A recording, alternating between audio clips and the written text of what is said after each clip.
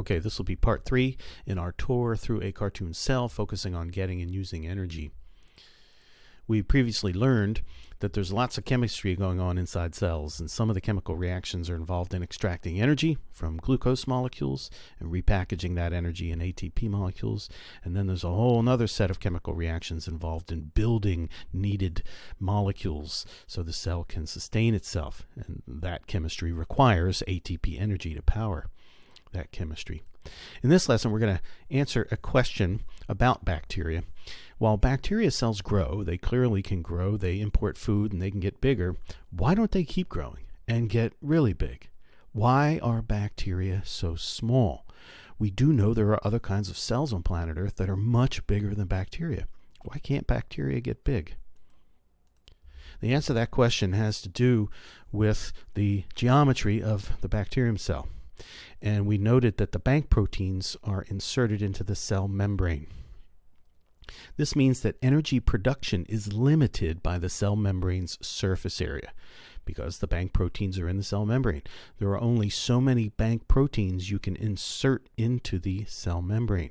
So that's going to put a limit as to how much ATP you can make in any amount of time.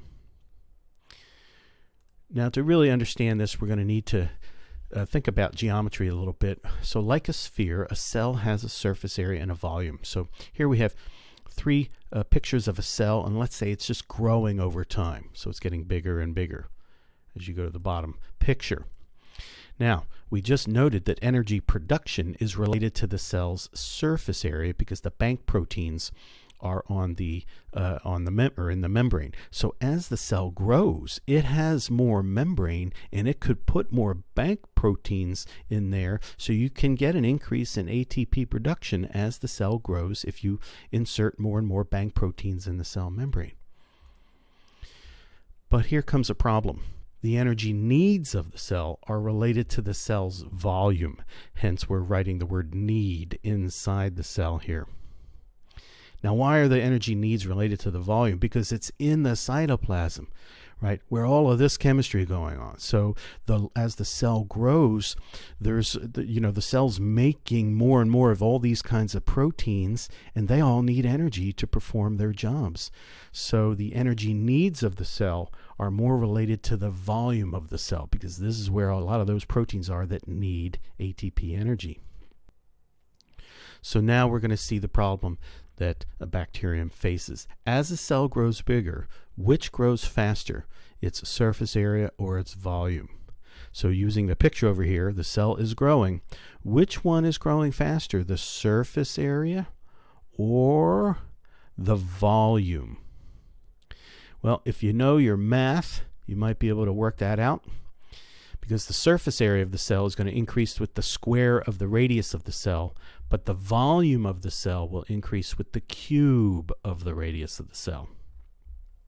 This means that as the cell grows bigger, the volume grows faster. And what that means is the cell faces a big problem. They can't make enough ATP energy to meet their growing needs. So in this picture, as the cell's getting bigger, yes, energy production can increase. You can insert more bank proteins into the cell membrane, but the energy needs are growing faster. So as the bacteria gets bigger, it faces an energy shortage. So how do cells solve their energy shortage problem? They divide to stay small. And so here we have an explanation for why bacteria don't grow bigger and bigger and bigger. They face an energy shortage. They divide to stay small. How do animals achieve such large size if cells must remain small? Well, they make many small cells and join them together.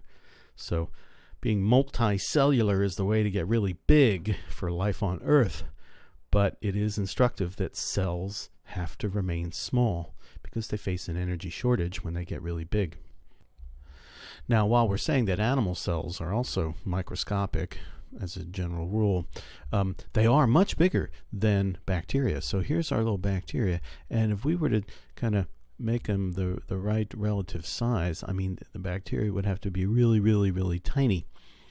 So it raises the question, though, all right, we just explained why bacteria have to be small, but what about these cells? How did they get so big? If bacteria have to be small, where did these big animal cells and plant cells come from? That'll be a lesson for another time. So we'll wrap it up then. With respect to bacteria, they face an energy shortage if they grow too big.